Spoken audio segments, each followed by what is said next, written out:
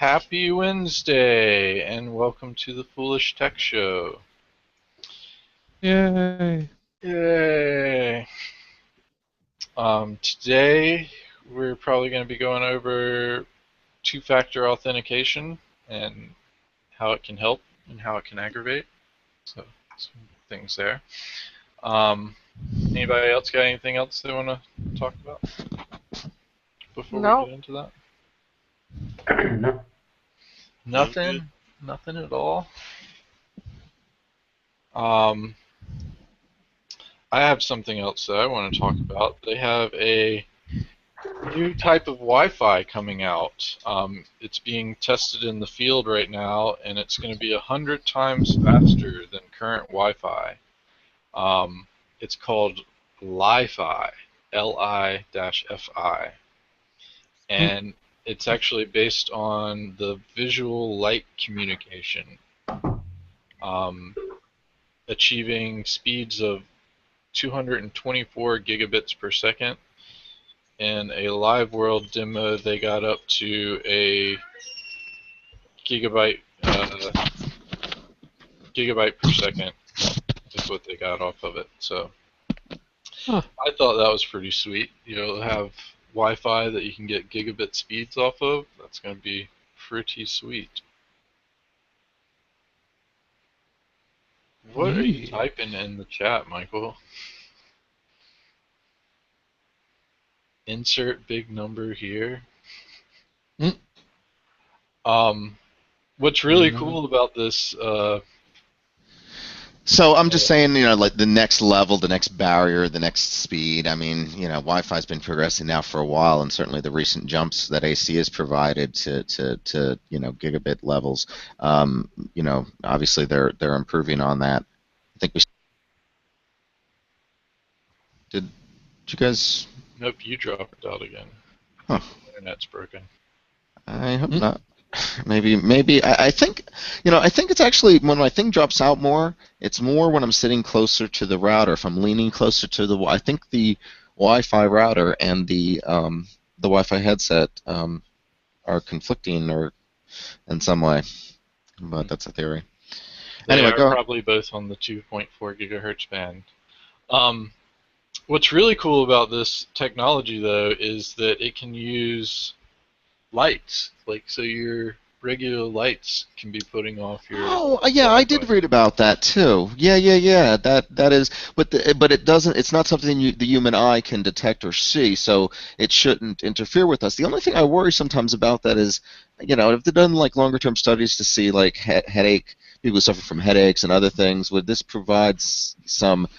Would it hurt them, or is it uncomfortable for some people to be long-term exposed to that type of data transmission, that blinking lights, even if we can't, really see it on a conscious level? Is doing something to us on a maybe deeper level? How are you talking about? Like the people that think that electronics give them headaches or something? Well, but I can see the light potentially causing more difficulties with seizure. People who are predisposed to seizures. So I would just hope that they've done their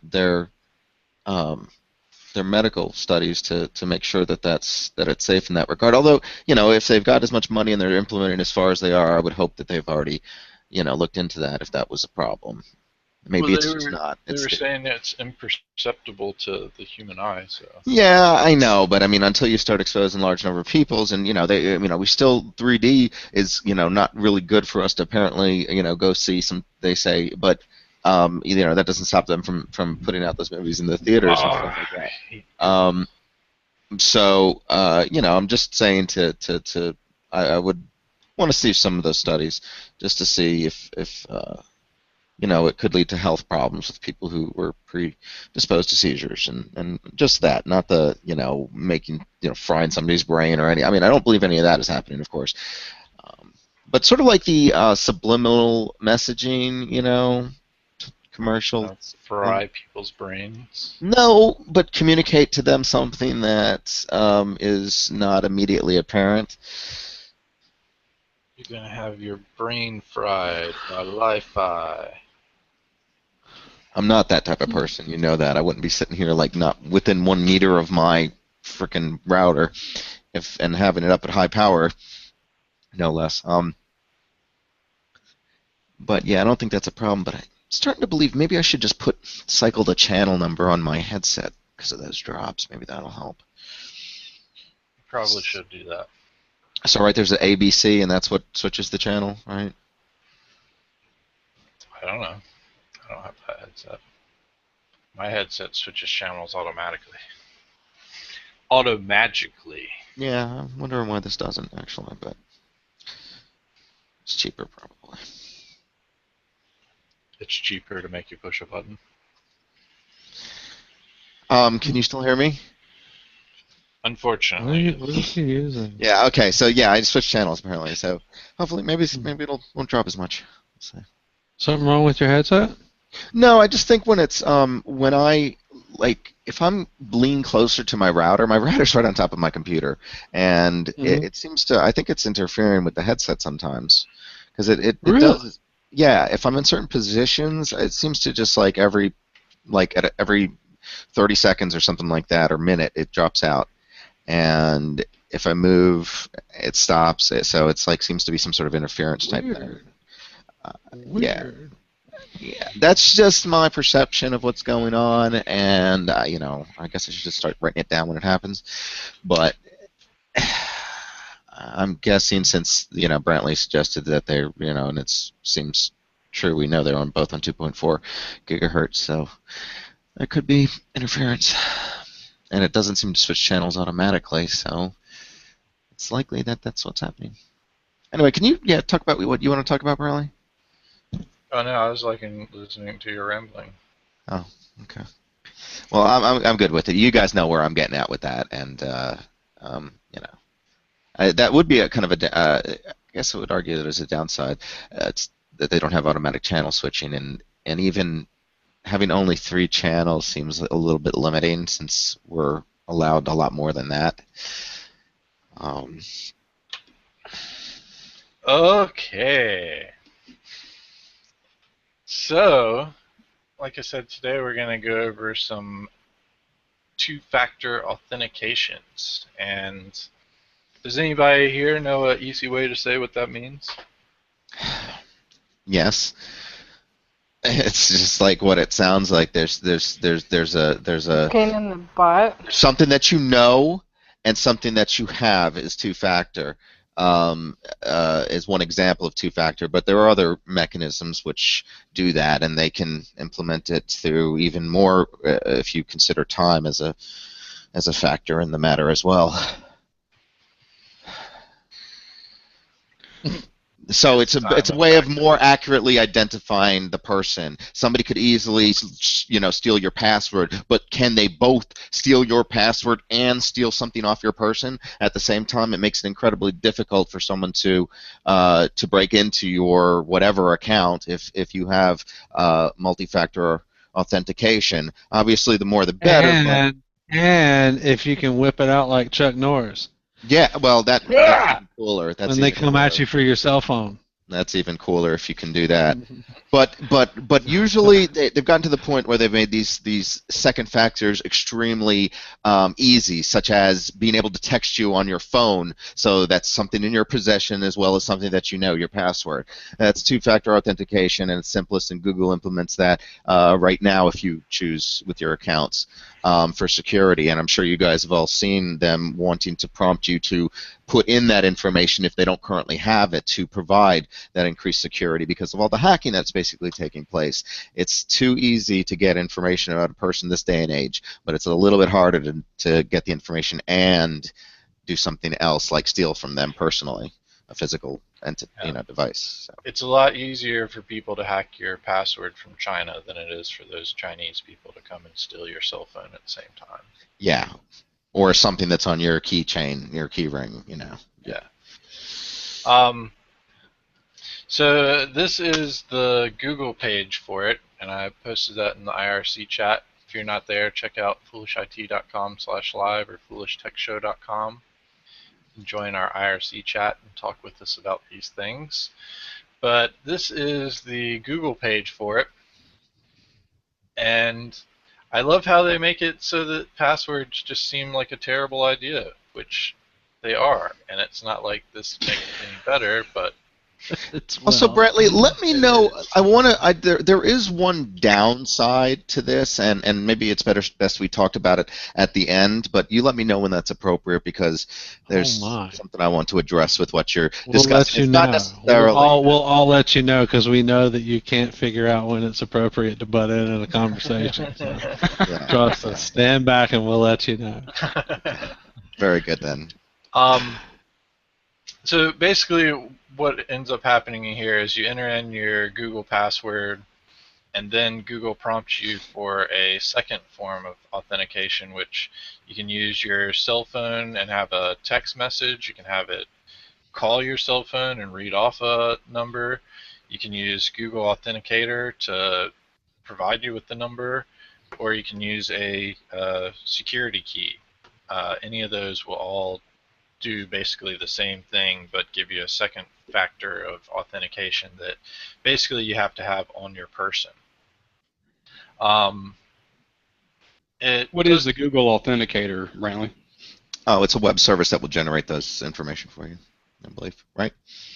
well, it's actually a app Um, that you can get on your Android phone. I know for sure. I'm not sure. oh, is it just an app? Is there a desktop version of it, or is it just an app for a phone? It's only an app for your phone. Okay, then that's where that's leading back to what my downside to this is. But anyway, go ahead.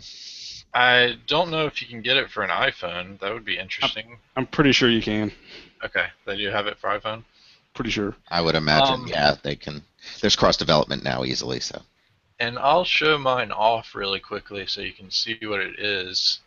And if you happen to have any of my passwords for my accounts that I'm about to show, you can have 15 seconds to break into it. Hold on. So it looks like that, and it gives you a new password. But it has a little circle beside it that I think it's every 30 seconds, it updates with a new code that you can use to sign in for that second authentication factor.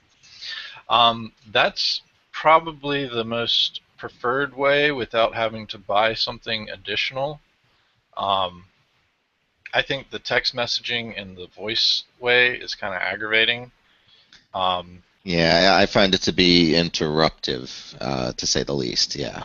Having the Google Authenticator app on your phone makes it pretty easy to look at the codes and then type them in. The hardest thing is getting that typed in within that 30 seconds. I think Nick, didn't you say you hated that at times? Man, for me, there's some serious lag. Like in the last like 20 seconds or so, sometimes the code doesn't work. I mean, actually, I haven't had that trouble lately, but it was that way for a while. Yeah. Well, and there's been a lot of times where I'm trying to sign in fast and I get to like it's got maybe a fourth of a circle left and I'm trying to type it in really fast and I miss it and have to retype it in again. So, But I mean, I've been denied and like looked down at the phone and seen the code and looked back up and verified it on the screen, like denied. Like what the? huh. I haven't had Yeah, that happen yet, so lucky on that side. it's been a bit, but yeah, it's happened.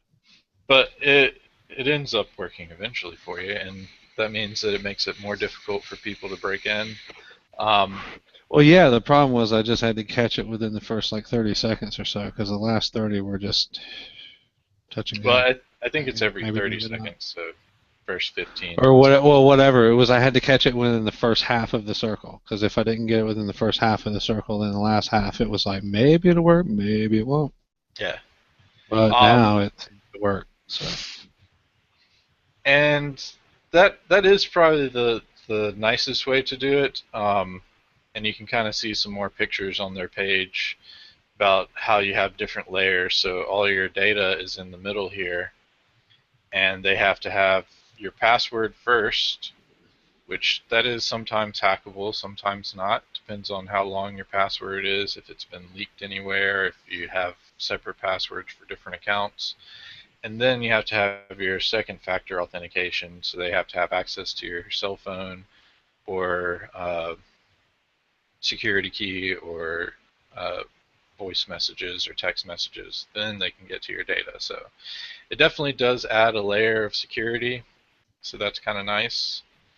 And then, yeah, you can see it just gives you a new code every now and then, and it's 6 digits. Not too bad to remember and retype.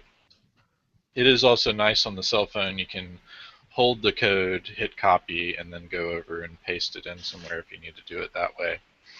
And the Google Authenticator is not only for just Google accounts. You can add any kind of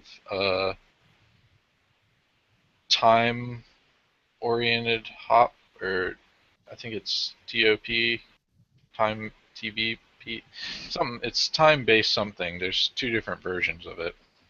But that one you can use. There's any accounts. I know GitHub can use it.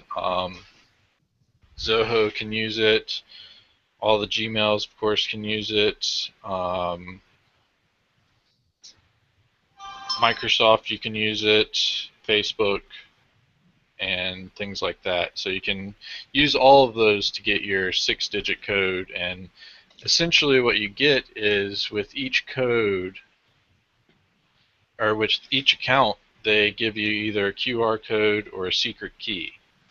And what it does is it takes that secret key and then applies some data algorithms and things, and that gives you your 6-digit code. So it doesn't have to be a Google account. It can be any account that offers that option, and you can either scan it in with your cell phone or type in the secret key manually and then have it that way.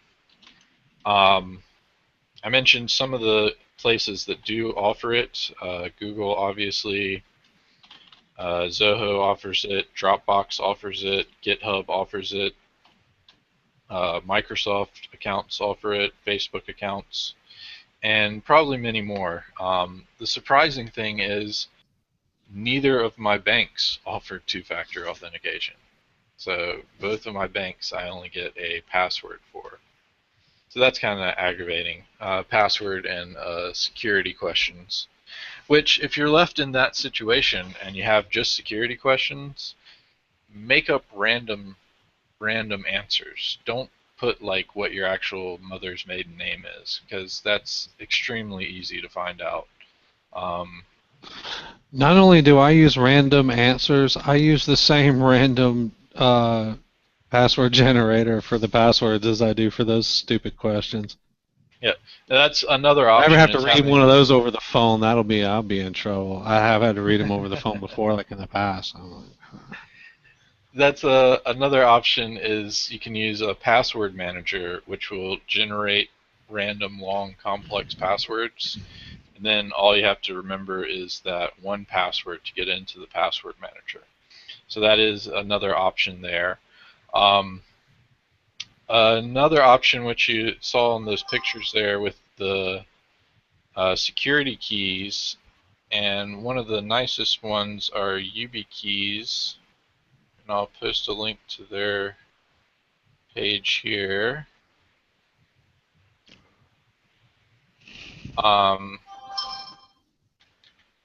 And basically they have 2 different types of keys. One is the UTF key, which is a standard from FIDO, which they're trying to push across all websites and things like that. And essentially what that does is it gives you a USB key like this. When you push this gold button, that's the same as typing in that number. So you don't have to have your cell phone or anything. You can just have this on a keychain. And from what I've read, they're extremely durable and can stand up to being on a keychain and in your pocket all the time. Now, for this route circumvents the issue that I might talk about later. Okay.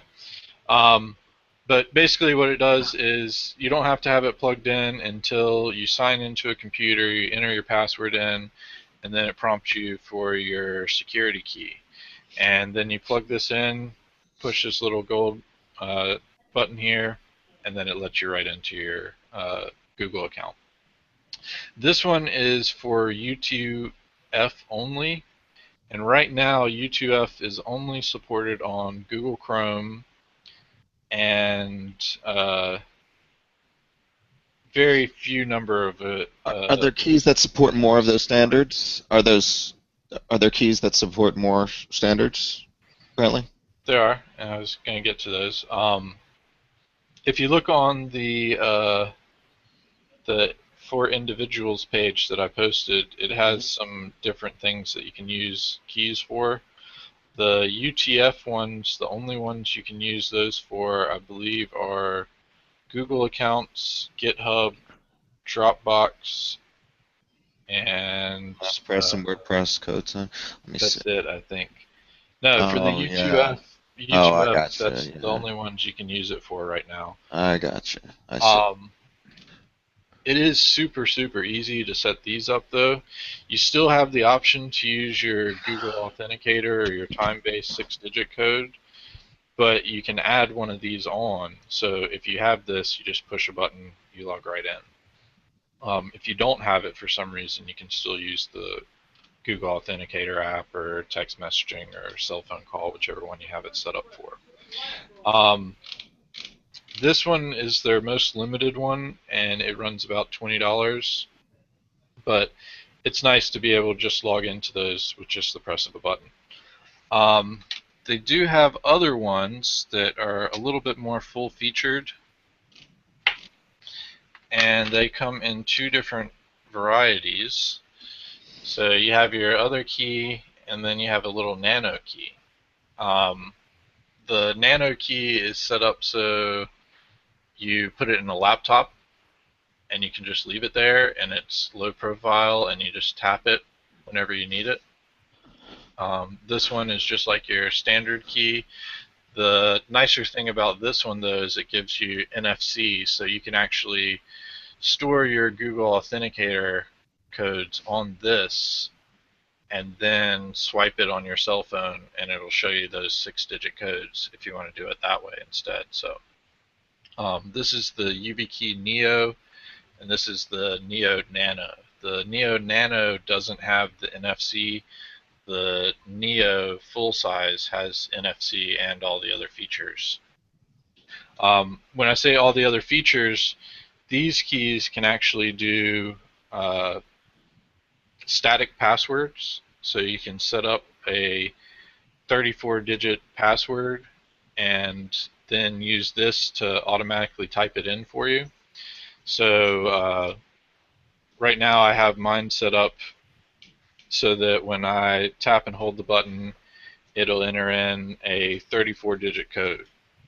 And it has letters, numbers, upper and lowercase, and prior to hitting that, I'll actually type in another short password that I can remember for that specific service, and then I'll tap this button, so I end up with a much longer code than just 34 random digits, and it wouldn't be the same for every single account. So for like my bank, I might type in bank and then tap this button, and it enters in that code automatically for me. So that gives me like a 38 character or 36 character code for my password. So that makes it extremely difficult to hack into. It would basically have to be leaked to be able to be broken. So that's kind of a nice convenient factor. The other option it has is for one-time passwords. So I can just tap this and it'll give me a quick 6-digit code. And that's actually what I have it set up for logging into my password manager, KeePass. And if you want to look into some of the password managers that you can use these things for, they're on that For Individuals page that I posted as well. They have KeePass, Password Safe, LastPass, Password Tote, PWSafe, PassPack. All of them give you about the same features and options. I went with KeePass, and I did that because I like the open source nature. It gave me cell phone apps and all that stuff. LastPass is also a nice one. They've had some issues with data leaks in the past, so I don't really fully trust them. But it is a subscription service, and if you have two-factor authentication, those data leaks aren't that bad. You can go in and just change your password. They still won't have access to your second-factor authentication. But LastPass is nice with this Neo key because you can actually just use the NFC to log straight into your LastPass. So if you have LastPass on your phone and it's locked, you can just swipe this on the back of your phone, and it logs you right into your password manager. Some other things that these do is you can also set it up to log into your computer. So same thing with that static password. You can set it up to so your computer password is that static password. Then you just hit this button, it enters your password in for you automatically. They do have an app with YubiKey that you can install and set up your system to log in with just a press of the button, but that I didn't want to try on my system because it was made for Windows 7 and they didn't show any signs of Windows 8 or Windows 10 being compatible, and I didn't research into it much, but I did look into it, and Windows 10 in their preview editions back in February, they were talking about they wanted to implement the U2F. So you'd be able to register this key with your Microsoft account and then use that to log in quickly to Windows. That's all I saw about it, though. I didn't actually see that feature get implemented or the ability to add. Yeah, that unfortunately happens sometimes with those types of features. Apparently, if there's not enough user base for U2F devices out there, and they don't put it high enough on a list, and unless they can just get to it in spare time, I don't think it's added. And that is the case right now. U2F is basically only supported by Google Chrome, although Firefox is supposed to be releasing it in one of their upcoming versions, and I can see that happening. Internet Explorer is supposed to be on that, or Edge probably will be the one. But I really would like to see a standard that everybody can get on board with for this, because while they're fighting it out, is it beta? Is it VHS? Is it Blu-ray? Or is it HD DVD? Is it, I don't want to be the wrong side of a format war with the two-factor authentication, particularly if it's... U2F seems like the best one because that one you can use with an unlimited number of accounts. So it's basically, you just register it with the account and you can use it with Do you know the individual account. Is it just a time-based thing? Do you foresee this being a widely adopted standard across all platforms, or do you see it as more of a very incremental growth until people start to realize the benefits of the... Considering the majority of people don't use two-factor authentication at all, it's probably going to be very slow incremental growth. Okay. Sorry, I'm not trying to put it down to spin. I'm on board with the two-factor authentication. It's just hard to, you can lead a horse to water, but you can't force him to drink type thing, Yeah. Well, I even had offered to give Johnny this one because so she could use it, and she was like, "I don't want it. I'm not going to use it." So. Well, I've haven't used one in the past, which was much worse, I might add, with a lot more inconvenience and a lot less widespread use and application support for a very vertical niche particular thing. I actually like the increased security of it, and I didn't mind doing it. And it felt empowering in some way to have a little bit more control over security. And a lot of that's in your head, but it's not in the real world. In our real world experience, it can be the difference. Particularly this day and age, if you don't decide to go overboard with paranoia, and you do put personal information out there, it's very likely that somebody can guess your passwords, and it's getting easier and easier, and you don't. Anyway, with this, it'll make it virtually impossible, as Brantley was saying. I mean, unless they have the ability to interact with you. or you lose it, but and they get control of it. But I mean, all these things, just like you lose a credit card or something like that, you could take Well, appropriate steps to even mitigate. even getting control of it, you don't know. Like you wouldn't know whose this is, Yeah, and somebody would have to you're not stalk you and able then you're not otherwise able get to it. read Yeah, this either. So you yeah. write to it, you can't read it. Um, The other cool things you can do with this though is we were talking about OpenPGP.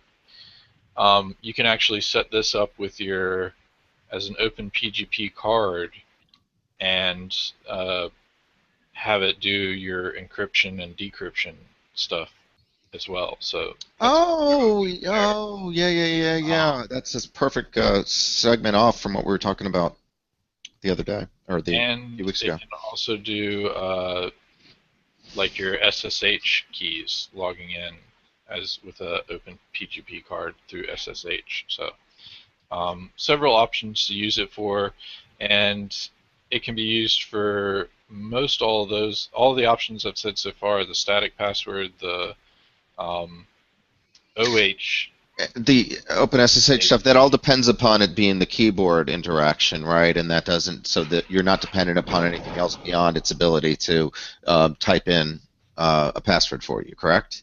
No, the OpenPGP is it makes it into like a security card. Okay. So it's not doing keyboard stuff at all. The Oh, okay. static password is the only keyboard thing, and then the one-time passwords, it generates the password, then types it in like a keyboard. Then types it in as a keyboard. But okay, okay, okay. But that is the other nice thing too, is this is recognized as just a keyboard. So all of your systems, computers, devices are all compatible with it. I can plug this into my cell phone even, and it'll recognize it and use it just like a keyboard. So hmm pretty neat and interesting there. Sometimes simplicity is a good thing. Yeah. Especially when this is an extra step you do have to take in some way. But they really have minimized it, and if people are security conscious at all, I believe this is a very valuable step for them to take with little. Um, and the thing is, we all have cell phones, so we can all implement two-factor authentication right now without buying anything. And I think that's an important message to reiterate. The only downside to that is that you do have to let Google track you to your cell phone effectively, and that's why they're offering it in the manner that they're offering it. Um, but so that is a slight Why do you have to downside. let Google track you through your cell phone? Well, I mean, just they can tie, that's the cell phone accounts to you and your location data and other types of things. The way I would like this device, is the reason I like these devices is because I don't think they have GPSs in them, at least, and I don't want. No, these don't have any batteries or moving parts. Even this button is actually just a capacitive button that pulls power from the USB. Huh. So yeah, so that's why I would maybe go with a device like that. I guess they could get a general idea of where you are through your IP address at some point, but a VPN would take care of that, I suppose. But with the cell phone, it gets just a little bit more difficult. I think people store a lot of personal data on the cell phone, and most people do have location type information data being sent and received, and so it would give Google advertising data about you. And I don't necessarily like to put more money in their pockets, but you do still gain all the benefits of the two-factor authentication with it, so there is that. And just note that Michael does have an Android cell phone, and Google does track him, and also his phone company tracks him as well. Excuse me. So the thing about doing the one-time codes with the YubiKey and doing the NFC style is you can see I don't have any listed in there. So if someone did get my cell phone and got into it, they wouldn't be able to see any of my one-time passwords to get into any of my other accounts. Or I could download this app on someone else's cell phone and use it if I didn't have my cell phone with me. But anytime I did need those, I can just tap it, and it gives me all of the codes. So pretty sweet for that. Can you show us the codes again? And how much time do we have? Was it 15 seconds? 30 seconds, and 30. you couldn't see it. Plus, you'd have to figure out my password within that amount of time, too. But that's what I was going to get everybody for Christmas, so Christmas present spoiled and ruined. Oh, damn it. I was in the... Awesome. Well, I'm glad you mentioned it because I was in the process of just comparing... But I will say that just because I'm going to get you one for Christmas doesn't mean you shouldn't go ahead and get your own, because you do want to have two of them. Why is that one again? For a backup. Oh, a backup. Why? Yeah, Why? so, just in case, like a spare well, set no. of What you're supposed to do is program them both the exact same. Okay. And then put one of them in a safe or a so a spare set of keys kind of things. Yes. Like that. I got you. Because if you lose this, then you have to rely on your Google Authenticator or other form of login, or you may not even be able to log back into your account. I've heard horror stories of people not being able to get into their accounts. So. Okay. Whoa. Maybe we should talk about that a little bit more. Yeah, once we do this, but there's always a background way into it with the Google Authenticator, right? Sometimes it depends on what you're using it for. Like I said, if I was using it for my bank and they don't have the actual one, and I'm just using that static password, it means I have to have that static password saved somewhere. If I had that static password saved in my password manager and I'm using that same password to log into my or I'm using this key to log into my password manager, I can't get to it. So you do have to think about some things. Yeah. So you and like you don't have a forgot my key. Yeah. You do kind of force yourself to use it, and if you can't supply it, then you're SOL. Okay, well, that's an important topic. People do need to understand that. Now, what typically did you go over the already? If the costs of these devices, they're typically very reasonably priced, are they not? Well, the U2F one only, which it doesn't do any of the other stuff. It only works with U2F things. Is about $20 on Amazon. The Nano or the Neo and the Neo Nano are $50.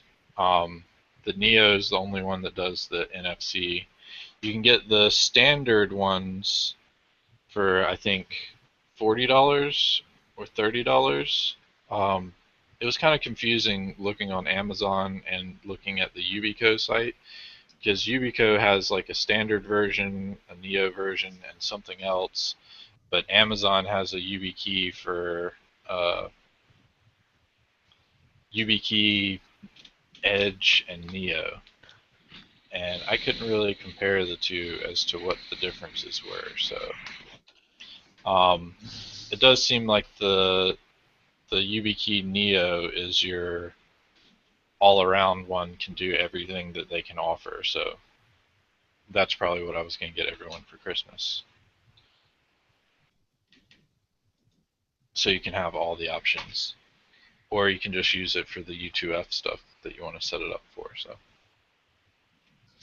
I'm seeing YubiKey 4. What is this YubiKey Neo you're talking about? They don't even have it on their website. You can get it off Amazon. They don't have it on their website? Wow, yeah. That's weird. You can get it off Amazon. Do you have a link to that off Amazon? Or? Yeah, I'll get them here in a second.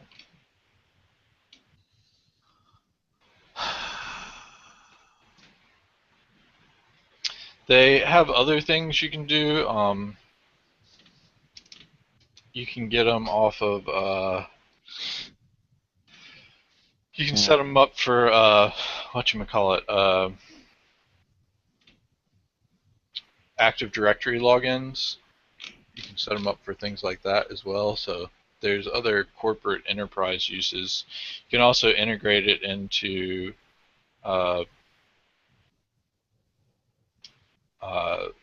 software applications. They have APIs for third-party developers to integrate any of the standards into their software as well. So that was another option too, if you wanted to make someone use a security key to log into T72 or something like that.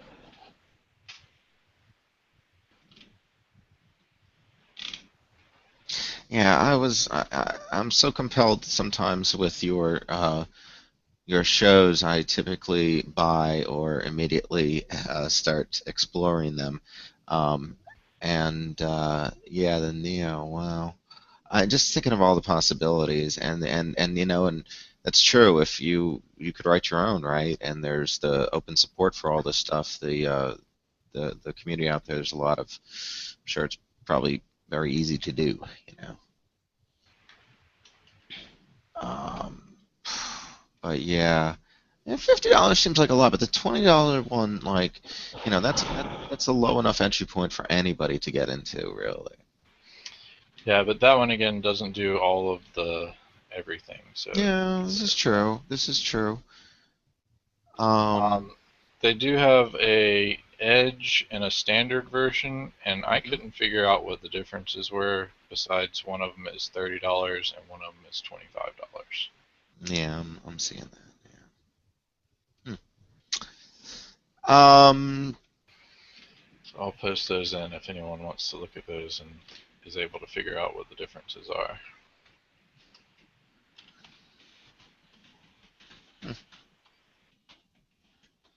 But the YubiKey 4, which is only available on the YubiKey site, actually offers OpenPGP up to 4086 or 4096, whatever the highest standard is there. Yeah, I think I saw 4096. Yeah, 4096 bit. Yeah. Where they're Yeah, RSA 4096 for OpenPGP, special YubiKey 4 features. Yes. But the YubiKey 4 doesn't have all the features of the YubiKey Neo. It has everything except for the NFC. Okay. So you don't have the ability to tap it on the back of your cell phone option. Okay, but what about? But it also does support the RSA 4096 in the Neo. The Neo does not support the 4096. Only the YubiKey 4 does. Here's the comparison chart for all of them. Okay, hey, there we go. Hello, thank you. Oh, and they actually do have the Edge and the Neo Standard on there. and the standard on there. Okay, so let's take a look at this list. This is where we need to be. So if we look at the OpenPGP, they all say support. So the Edge and the Standard and the U2F security key don't support PGP Mm-hmm. or PBI compliant smart card, which is I think what the SSH works off of. The Standard doesn't support U2F. The Edge does.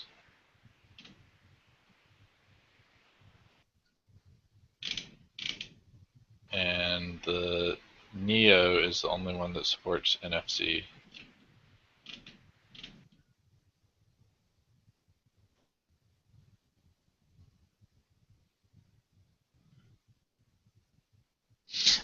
You know what? I'm not so interested in NFC. In fact, I don't see myself using using that. I don't make. Yeah, I don't. Well, don't it's see myself for needing that. for accounts that don't offer security key options. So instead of using Google Authenticator Mm-hmm. and having those tied to your cell phone only, Mm-hmm. like if you have to wipe your cell phone, Mm-hmm. you lose that Google Authenticator setup, and you have to go back through and set up each of your accounts with that Google Authentication stuff. Yeah. Yeah. Well, I mean, I Or just went if through the you lose your process. It's cell not phone. that bad. It's not that bad. I just went through that process, but not that I lost my cell phone, but I just enabling two-factor. You have to re-authenticate everything anyway. So. But no, so like you have two-factor authentication turned on and you lose your cell phone, Mm-hmm. how do you get into it? Oh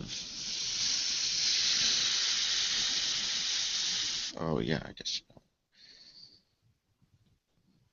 But you could set it up, and I mean, you could set it up fresh again. You could. No, you can never get into those accounts. You can't get into those accounts unless you have those two-factor authentication sides. That's where I think the password or the horror came in. So the NFC is the only thing preventing that. The only way that you can, no, the only thing that, like, basically when you set up two-factor authentication and you use like Google Authenticator to give you those number codes, Mm-hmm. they also give you a set of backup codes that you're supposed to print out and store in a safe place. So if you ever lose your cell phone, or you don't have that data, or you can't get to your cell phone, Oh, okay. But they've already figured that out. Okay, in other words, okay, because you were scaring me. You were like, wait, Michael. But you set up all of your two-factor authentication. You just said, right? Yeah. Do you have any of those backup codes? Because apparently I just told you about these.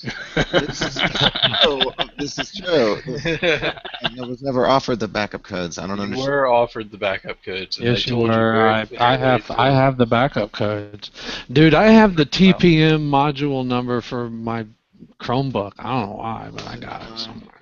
And I said, "Hey, write this down, man." I was like, "All right, man, they ain't playing anymore."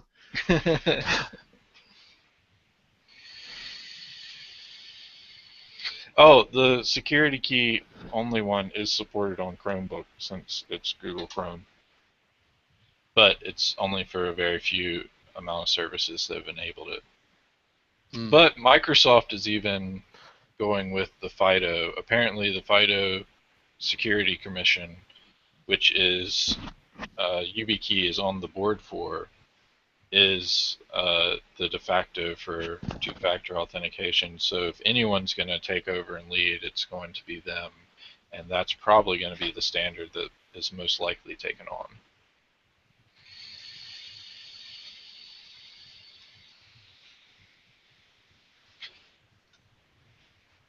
But I think it is a lot nicer than a cell phone option. And I like the Neo can do the cell phone keys for me, so that if I do lose my phone or have to format it or wipe it, they're all stored. Yeah, that does sound pretty sweet. Yeah. And I gotta say, I was kind of wanting to get one until you said you was about to get one for everybody for Christmas. What? I will. Yeah, I was getting ready to hit the order button. And that's only everybody in the company, anyone out there watching. Just in case there was any confusion and I started receiving addresses in my emails. Yeah. That email address is. But yeah, no, I was gonna get everyone one, and like I said, if you want to go ahead and buy one now, so you can get set up and using it, you can do that because you do want to have a backup one of these. Oh yeah, true you say. True you say. And honestly, I really got this Neo Nano just to see what it was like. Like, I actually probably wish I had gotten a regular size Neo just for the extra added NFC ability, but this one is nice for the small form factor, and like I can leave it in my laptop, but that's a security risk. If my laptop gets stolen, then it's in the laptop right now, but people won't know how to use it or the extra password stuff they would have to enter. So still, I got my back. I don't know. I don't really like the nano size. I would probably be fine with sticking with the full-sized one. Because that would also make it so you don't leave it in your laptop all the time. You would put it in to use it and then take it back out. But I wanted to see what it was like, so I went ahead and got it. I'll probably end up leaving it attached to my desktop. But let's see if I can show this off. Like I have it hooked up to a extension cable, USB extension, and it's just sitting on my desk so I can easily access it here. And that's what the standard key looks like plugged in. That's what the Neo key looks like plugged in. See, Oh wow. Yeah, barely enough of material to pull That's out. crazy. it is a little bit difficult to pull out, but it can be done. And where do you tap on that one again? You just tap the top. Just the top. Okay. I mean, it's really not that. Actually, entering in my static password, but What are you? Why are you? You're muting Every time yourself. you tap that, it mutes. Yeah. really, Yeah. It's interesting. that's awesome. Apparently, it's integrated with Google Hangouts as well. Hopefully, it wasn't just reading off my password. Yeah. Yes, it muted you, and then it actually converted your password to text and text to speech, and it repeated it to us. So we know what that is. You might want to change it. Yeah. Copied all 34 characters down. Yeah, already. Yeah. Well, it sounded them out to us, so it was easy. So yeah, if y'all are interested in getting one, I would probably suggest going for ordering the YubiKey 4 off of YubiKey's website, or going for just the YubiKey Neo. I'm still That will tempted on get the you all the 4. options. I'm still tempted on the 4, and now that I got backup keys, I'm not so worried about it. And I won't lose that device. What are the benefits of the 4 over the Neo? I get 2 of them. The 4 gives you Open PGP RSA 4096 encryption, where the Neo only does up to 2048, which I think right now 2048 is still impossible for people to crack, even the NSA.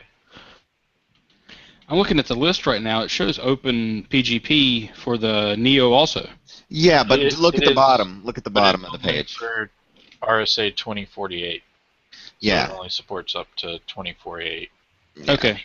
Where the YubiKey 4 supports up to RSA 4096. I wonder why they left the NFC feature out of the 4. Would they have increased the price, I guess, for that?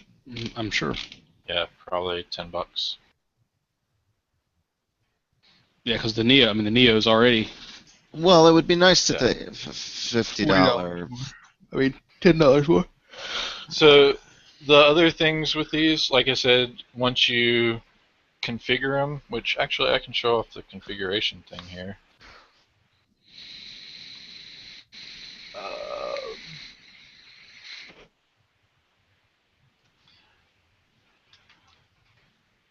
Oh, and also for the Neo, since you can store your Authenticator stuff on there, you actually do get a desktop app for that Authenticator, which I'll show off both of those here.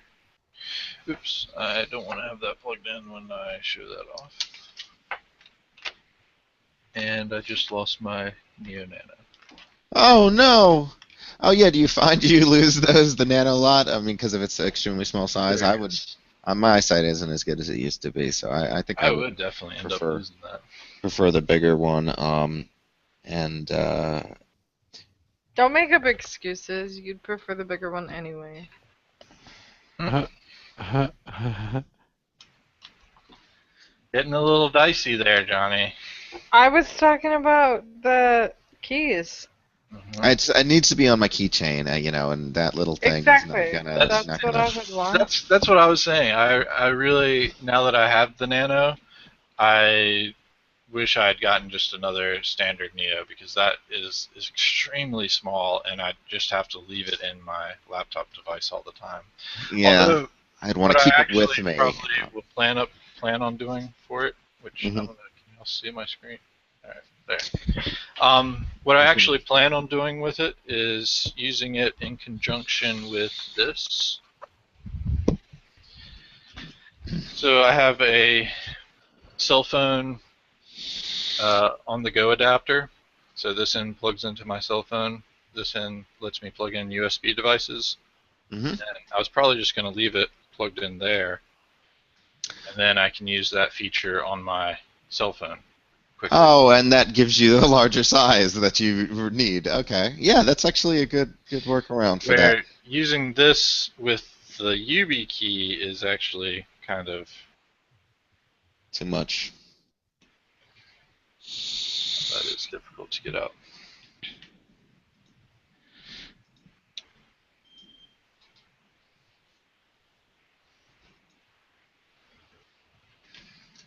Yeah, using it with the YubiKey is a lot larger. So that sticking out of my cell phone versus just that sticking out of my cell phone. It's a big difference. So that's probably what I was going to use. That's really what I had in mind when I got the Nano, and I probably still will. That use it seems for this. reasonable. Excuse me. Yeah. But Bless you.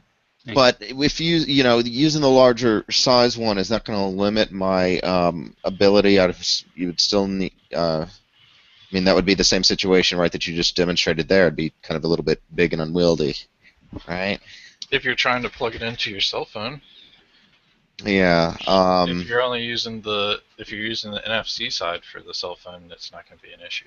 No, but again, I was thinking no NFC, so.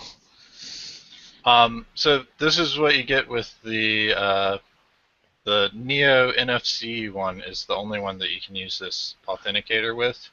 But essentially, it's the same thing as Google Authenticator that you can get on your cell phone.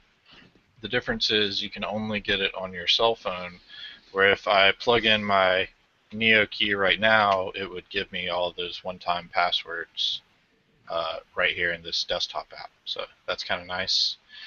Then this is the configurator for your YubiKeys, and the security key, the blue one that I have, you can't use this for at all because it only does U2F. There's no configuration needed for U2F.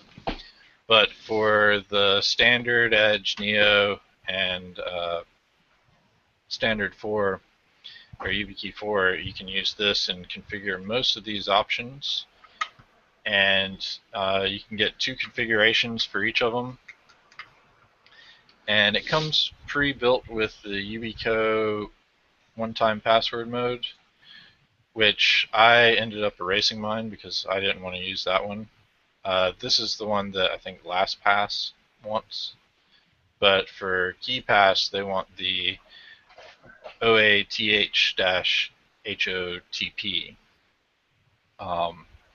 And that's what I configured mine for. The 2 different slots are nice. The first slot is the one that you get if you just quickly tap it. The second slot you get if you tap and hold it for 3 seconds. Oh, secret hidden password. Yep. So you can program multiple ones. I didn't do this. You can protect it so that someone can't overwrite it later. And then for the KeyPass one, you basically just generate a secret key here. Oh, I know what your secret is. And then you can enter in your KeyPass stuff. Let's see if I can make sure this doesn't look bad.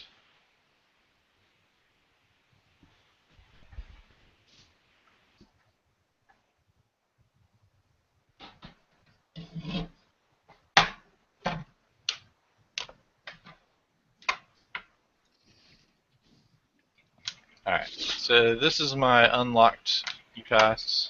If I lock it and then bring it back up, I have to enter my password, which, like I said, I type in a short password here,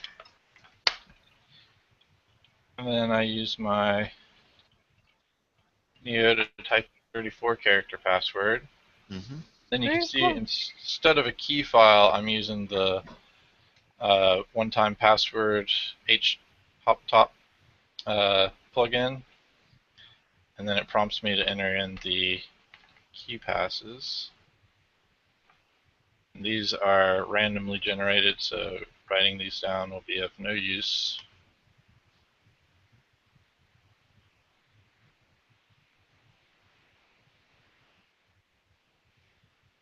That logs me in.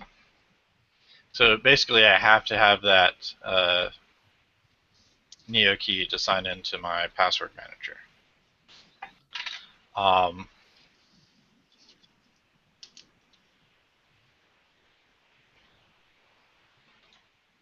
Just close that just in case it left it open. So that's how you did that. Now you can back up this and rewrite it just by saving this secret key. So if I save this somewhere safe, then I can recreate this key on any other YubiKey that I want to. And then I would be able to access my password manager again. Can you So tell me what the moving? somewhere not in my password manager. Why do you have the moving factor speed as fixed 0? May I ask? Because that's what's recommended when setting up the YubiKey for KeyPass. Can you let me see what the question mark says?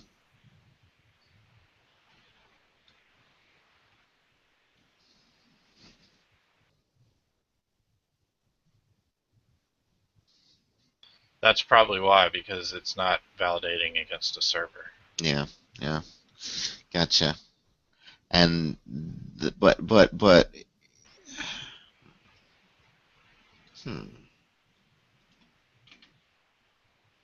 But basically, if you just have it set up like this, I ended up protecting mine.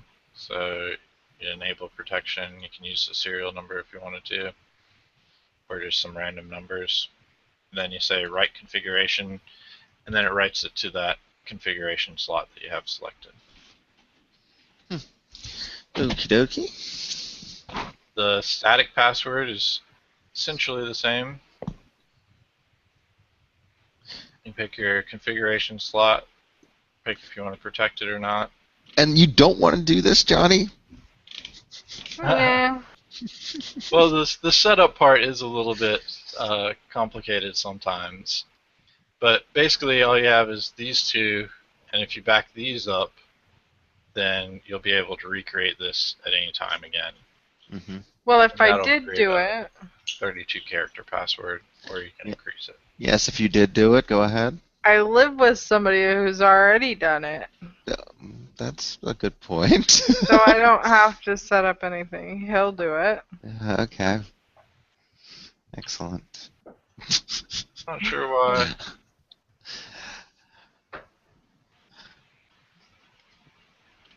The next time I want somebody done, I'll go out and marry somebody to make it happen. Well, I'm not married, but Oh, well, whatever. You know what I mean. Get into a relationship. let's jump in the gun just a little bit, don't you think? I need groceries, damn it. Let me find a woman who can go get me groceries. Ow! The challenge response options are what you would use for setting up with Windows, and you'd use this HMAC SAH1, and you could configure that to work with the program that replaces Windows login. So when you log into your PC, you basically be asked to enter your press security key, and then it would log you right into Windows. There's other things that this can be used for. I didn't really research too much into that. And then you have some basic settings. So you can make it hit tab after entering in a one-time password. Or you can make it hit enter after entering in a one-time password. You can update that password by holding the button down for the static passwords. You can update it 3 times without reprogramming it. So if you wanted to change your password a month from now or 3 months from now, you'd easily be able to update it just by pressing that button and then resetting all your passwords other places. What are those 2.0 plus? Is it the version number of the KeyPass you have, or the firmware version of your YubiKey? Of your YubiKey, and okay. That's something else I wanted to mention is whenever you buy your YubiKey, you're stuck with that firmware version. So if they it can't be updated? Nope, new firmware version, you can't update it later.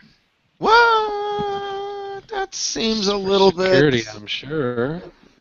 Yes. Think about it. If you can rewrite firmware, then you have a major security hole. That's why it's read-only firmware. I mean, that's why BIOSes and stuff get viruses. I got But yeah, you get some options here. This configuration file, if you log the configuration file whenever you set one of these up, it actually gives you a nice log of how you had it set up, and then you can just back that file up somewhere secure. And it gives you some other tools here if you want to just delete the configurations even. So, all kinds of nice. I really like it. I think it's interesting, and I got it so that I could play around with it to talk about on a show like this, and I like it so much I was going to get everyone one for Christmas. Oh, So. no, you need to ruin it, but you need to work on your surprises, but yeah. Otherwise, it was a surprise until he told you. That's I guess true. You know what's now you in the don't have box to from wait until Brantley. Christmas. Oh yeah. No, I gotta get Brantley a Christmas present. And he's already got so many cool toys. This is gonna be incredibly difficult, but I'll see what I can do. You can get me another one of those ant miners. Darn it. Oh god. All of you can. If every one of you get me one of those, that's actually better. So we were talking about the other day running miners, right, to generate bitcoins. Let's save this for a different Wait. show. Oh, wait, just one quick thing. They have so much power surplus in Texas. I mean, they pay nothing for electricity there, so why don't you move your farming operations down to Texas? I'm sure major farming places have done that. Yeah. Anyway. In contract mining, probably all of them are set up there. Yeah, that's something I was thinking that we could go over on tomorrow's show since it's a holiday and it's optional. Okay. Yeah. If But you I want was to be keeping there that in for mind. Michael, you can. But I was keeping that in mind, and it'll still be at the regular time, so 4 p.m., which will actually be probably far enough past when we're going to eat that I shouldn't have a problem. So. Yep. Oh, and John G asked which Antminer I have. I have the U3, which, like I said, I think we'll go over that more in detail tomorrow. If you want to come back tomorrow and watch then, or watch it on our YouTube later. Is that the John I know? The John G? Is that the John I know? I can't answer that for him, so John G. Do you know a John G? Yeah, he's my new tech here. Oh. Did he yell from the back of the office? Yes! No, he's not here right now. I think he would have figured it out then. Cool. Well, listen, thank you, Brantley. It was enlightening today. I want to say I haven't thought about it as much. The two-factor, well aware of it, but I think I'm going to try to implement it some more. And I'm sure I'm going to get burned by it very quickly. And Michael, go ahead and back up your backup codes. You can It's get your to new those employee, as long as you Proctor. can get to them now. And yeah, it is. It's your new employee. Well, Good good. morning. Now he's fired because he was supposed to be working, not watching the show. Oh, Yup. crap. He said, ew, he has several of those. So maybe you can buy one of them off him, Proctor, and give it to me. All right.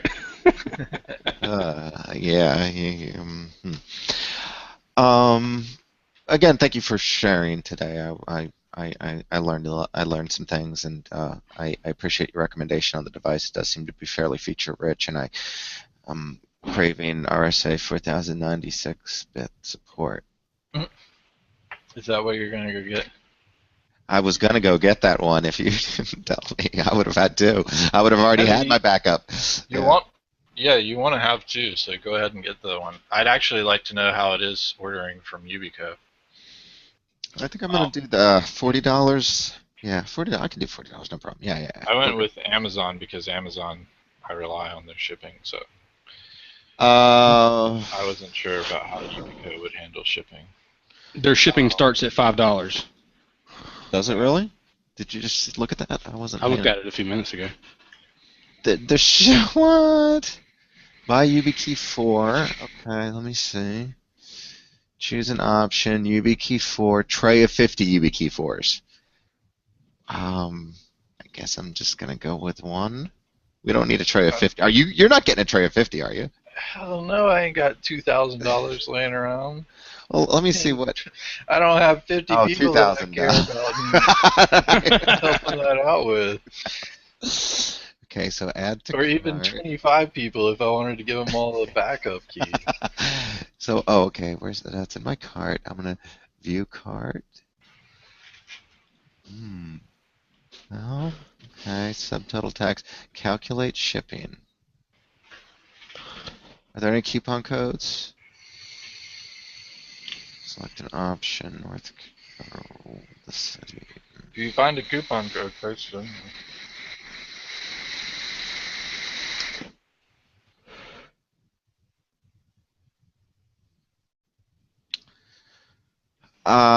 Yeah, $5 standard sent by regular mail without tracking code. See estimated shipping times. Tracking sent with tracking codes. Yes, okay, so we got anywhere from probably a week to 50 days. Oh, geez. Okay, 3 to 7. They're in the UK, so Yeah. that makes. That's pretty good for $5 shipping too. Yeah, I'm gonna buy it off of Amazon though. I see what you're talking about. Yeah, you can't get the Yubico. You can't get the YubiKey 4 from Amazon though. I can't? Nope. Oh, You can son of only a get it from YubiKey. fuck. Oh my god. All right, making this tough for me. On Amazon, you can only get the Neo, Nano, the Edge, and the Standard.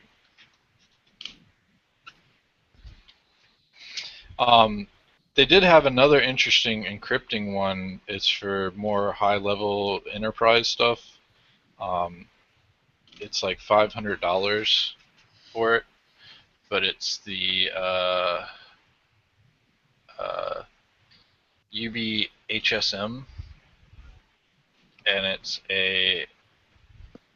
it offers encryption with a message authentication code, HMAC SHA1 hashing, ASE encryption decryption, and cryptographic true random number generation.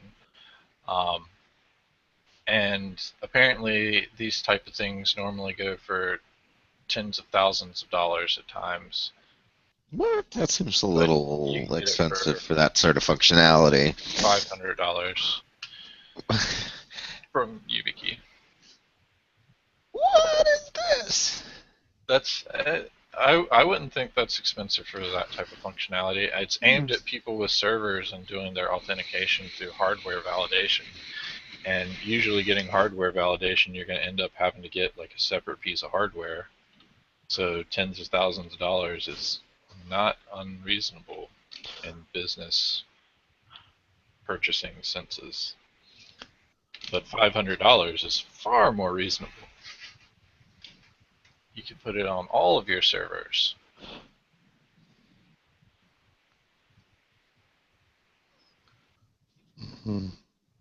But they do have a pretty open thingamajig too. What is it? Since you're buying, why not get the $500 one for us? We don't have a server that we could use it for. Oh, yeah. Do you have to actually have the Yubico validation server running? No, you don't even know what you need it for, so no, I'm not getting it. It's for applications and things to authenticate against. So you have like your business application authenticating against that $500 card. I got So you. if someone logs into your application and then it's set up to check its validation against that, and then lets them log in. I understand now. Thank you. That's actually just my brief understanding of it. I'm not even sure that's exactly what it's for. That sounds reasonable. I don't know. That's fair enough. Okay. Yeah. If anyone wants to look into the developer stuff, that's their developer section. Oh, yes. They make it seem pretty easy to integrate into your software. Like they give you DLL and everything. So for FIDO U2F, you can get a library, I think, for it. Yeah, so you can get a DLL library and use that for your software. And they actually do not support Visual Basics. It's only C, Java, Python, and PHP by Yubico. But others, C#, Go, JavaScript, Perl, Ruby, have other options. What? How can they not? It's a DLL. I'm pretty sure it's a DLL. I don't know if it's a... Oh. You gotta support everything if it's a DLL. It don't need to support stuff specifically. Shouldn't need. Yeah. Well, I guess maybe it's not a DLL. I get really confused by their developer site, so...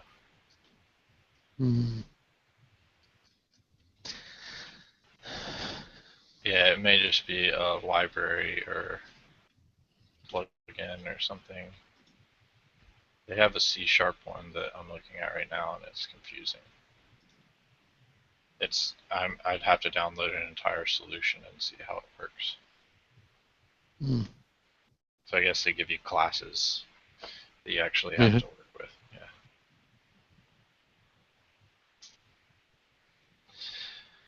So cool. That's our show, I think, for today. Unless anybody else has anything they want to talk about for two-factor stuff, gripes, complaints, suggestions for enhanced security. And you did say that you would recommend 2 devices, but if I were to write down and otherwise store those keys in a backup safe place, I could then buy another one later and input that data. Okay. But I mean, so I was thinking, what if they went out of business or something like that? Yeah, that's the downside of that. Plus, I was also thinking like, all right, so I'm out and about, and I lose my YubiKey. Yeah. I can't log into my accounts until I get back to my safe that has the other YubiKey in it.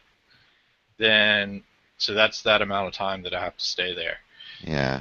Otherwise, I'd have to order one and then wait for it to come in, then reprogram it with the stuff that I have off my safe. So that's then, a little, and if you're shipping it from the UK too, and it takes 3 to 5 days, or it takes 5 business days, or whatever to get well, to you. if you get it from Amazon, it only takes prime shipping days, so it doesn't ship from the UK if you go through Amazon.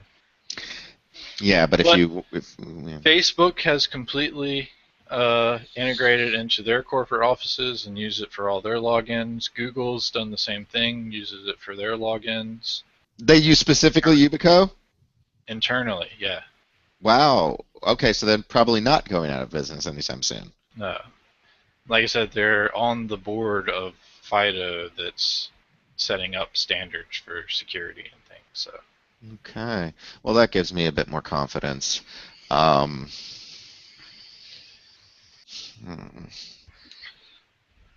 yeah, that's some other things. Nick, you did have some interesting ways of securing your password manager. I didn't know if you wanted to go over those. That's why I didn't spout them off there. Yeah. I do use online storage with my password manager, but I have basically the gist of it, without going into too much detail, is that I use different online services for different parts of the password database. When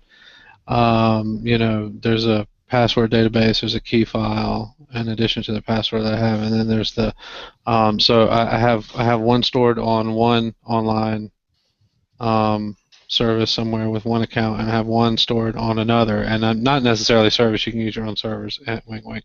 And you have one on here, and then one on here on a separate account through a separate email with a separate password, all that stuff. So I log into both of those jobs, like to sync, and then do that. Yeah. So there are many ways you can go about to further increase your security with things like And like I said, the password manager Separating I've stuff. held off. Yeah, I've held off of because I didn't like the idea of having one password to get to all my passwords. But when you take it that Well, route, see, that's just the thing. That one password has to be good and private. yeah. You can't just skimp on that one. Know that one. Get a good one of those. John G said he missed most of the show, but he uses two-factor for several logins, and he'll go back and watch it later, and wants to know how durable it is. I've only had mine for a week or so, and I haven't put it on my keychain, but from the reviews... That's not confidence. But, Well, from the reviews on Amazon, people have had them for a year or more and had it on their keychain and say it's extremely durable and holds up really well. It does feel like it's really well constructed. Like I can't bend it just sitting here putting all my force into it. really. Oh. The contacts And, are but he, word of laid in warning: he's concrete. extremely weak, folks. He's a very weak individual, so this might not be representative of your strength, but it's good to know at least. Michael, next time I Wow. see you, you'll see. So I was just thinking about this whole two-factor authentication thing. Mm-hmm. And I happen to know somebody who works for somebody, and Okay. I'm really not allowed to disclose that information. Uh-huh. But through work, he has a key fob Mm-hmm. that displays the 6-digit code. Yeah, that's like Yep. the one I had back in the day. Yeah. Mm-hmm. Those are the older versions. A lot of times, banks would use that for their internal security. Wow. And that's kind of what I was looking into, but essentially Google Authenticator and other one-time password things have replaced that option because you can have more accounts tied to different secrets where those keys had just one secret and they were synchronized with a server somewhere else to Yeah. the same codes at different times. We did that with our business whenever we had to remote into the office, which was quite a bit. I thought you were going to say which was never. No, which we had to quite a bit, but we, if there were times where I was forced to do holiday server monitoring and stuff like that, and so it was incredibly critical for that. But it was, far more setup intensive, and not the ease of use was low. It was a lot of hoops and software installations and things like that to jump through back then, but they've simplified it greatly from what I've heard here today. I don't have any of the reserves that I had, maybe other than the cell phone tracking issue, but I think it's a good option for people to increase their security. I'm behind it 120%. I'm just waiting to see whether or not I'll effectively lose my keys. So if there's a way to lose them, I will. I mean, my house will burn down, happens, and my key and then the piece of paper I just printed out will both be there, and my solid state won't survive it. And So right now, that is something I didn't mention too. Like you saw, I had those one-time keys on my Google Authenticator, plus I have them on my Neo, and that is an option you have. You can set them up on both a cell phone and that. Basically, when you get the option to set it up with your phone and you scan the QR code, you can scan it into Google Authenticator, and you can scan it into your Neo using that same code, so both of them have the same option. So just wanted to throw that out there. So clarify that for me. So you're saying you could use your Neo or other YubiKey to store your Google second factor authentication codes. Yeah, so the Google Authenticator app, Mm-hmm. you have all those codes set up in there. Yep. You can have those same ones on your Neo. So I have it on my cell phone and I have it on this Neo. So if for some reason I have my cell phone but I don't have my Neo, then I could still get my second digits off this. If I don't have my cell phone but I have my Neo, I could get somebody's cell phone, install that app, or use the desktop app and get it off my Neo. So Very you cool. don't have to just set it up on one. You can set it up on multiples. Mm-hmm. And give yourself more options. But each option you give yourself, you decrease your security. Yeah, until it's so, if somebody could take a piece of lint that just drops off you and they get access to your account. Yeah, I mean that's not going to happen. Well, maybe with the nanos, who knows? But I do have my cell phone locked all the time and encrypted using Google's encryption, so full device encryption, and it's locked, and it locks automatically. But I have my watch, so it automatically unlocks when I have my watch near it. So if someone steals my watch and my phone, then they can get in and get to those things. But Well, so what about when I get a new cell phone? This doesn't. That doesn't pose a problem in any way. when you get a new cell phone, you have to log into each of your accounts that you have two-factor authentication set up with Google Authenticator, Mm-hmm. and set up your new cell phone with that same Google Authentication code. So you do have to take that into account if you. That's where I was saying, if you lose your cell phone, you want to have those backup codes written down, stored. Well, so yeah, I got those backup codes written down. So this is the case if I'm going to go, and I do actually plan to any week now is get a new cell phone because I'm up for upgrade, and I'll need to make sure that either I authenticate my new cell phone and have them both active, or use a backup code, right? Yep. Okay. All right, good. Just want to make sure. Thanks. All right, well, we covered a whole lot more. I didn't think the show would be that long, but we did go over our time, so we will be back tomorrow at 4 p.m. It is a holiday, so if you can't make it, it'll be on YouTube later, and we'll be talking about Bitcoin mining and just some things that I found out about my brief interlude with them. And then Friday, we're doing the follow-up for PC Repair Tracker, PCRT, with Proctor. Yeah. So we'll do that on Friday, and otherwise, I hope everyone has a good holiday. If you're driving today, drive safely. If you're traveling at all, I guess, travel safely. And enjoy your family if you do the family thing. Otherwise, have a good American Thanksgiving holiday if you're doing that. And we will... Wow, Bradley, that is wow. Too much? Too much? Happy Thanksgiving, everyone. I didn't realize until I'd gotten most of the way through that it only applies to America, so... Well, I on mean, a whole different month. Yeah, please, just Although, we're from giving thanks tomorrow. If you guys, Michael's show yesterday, apparently it applies to other places. it but does, and there's even an island in Australia that does it. So we know that now. The Undertaker says don't exist. But anyway, later, internets. Thanks for watching. Internet. Thank you.